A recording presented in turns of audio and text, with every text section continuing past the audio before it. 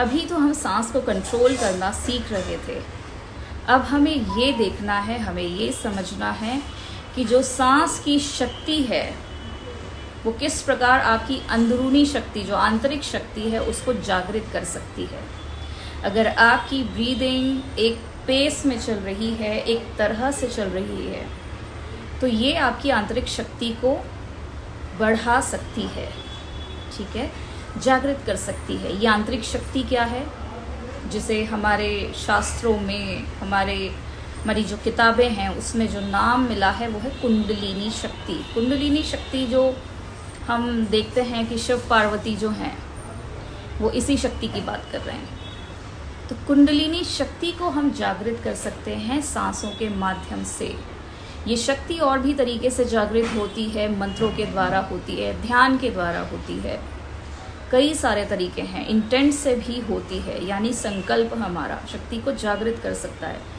शक्ति ये सबके लिए नहीं है, सब में विद्यमान है, पर जो जागृत होती है वो उन्हीं लोगों में जागृत होती है जो इसके लिए तैयार हैं, जिनकी जन्मों जन्म की यात्रा करते हुए, जिन्होंने अपने पूर्व जन्मों में भी तपश्चर्या की है, साधना की है, तो शक्ति उनमें बढ़ने, उनके जागृत होने के चांसेस बहुत ज़्यादा बढ़ जाते हैं।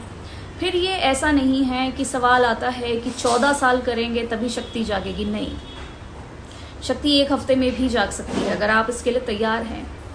जब हम बीजों को देखते हैं, कुछ बीज अगर हमने ज़मीन पे वैसे ही पड़े छोड़ दिए, जिसमें पानी नहीं पड़ा, तो उन बीजों का जागृत होना ऑलमोस्ट इम्पॉसिबल है। उसी प्रकार जो बीज धरती में गड़ गया है, जिसमें पानी की बूंद पड़ जाए, उसका जागृत होना सिर्फ 5-6-7 दिनों का है।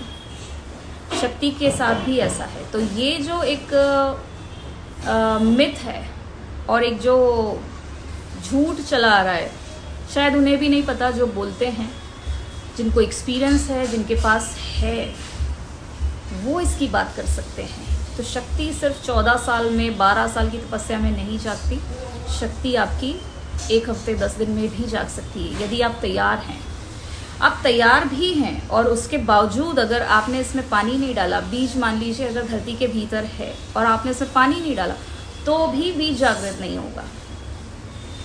तो इसके लिए प्रयास करना होगा, इसके लिए तपस्या करनी होगी। अगर आप तपस्या करेंगे, इस रास्ते पे आएंगे, तो शक्ति जाग जाएगी। ये आपको पता करना है कि आपके भीतर क्या पॉसिबिलिटी छुपी हुई है, क्या आपकी पॉसिबिलिटी शक्ति जागृत करने की है या नहीं। अगर आपका ध्यान इस तरफ आता है, कुंडलिनी शक्ति की तरफ, तो शक्ति को आपको पहचान के उसके लिए अभ्यास करना होगा, तपश्चर्या करनी होगी, ध्यान साधना करनी होगी, तो शक्ति जागेगी।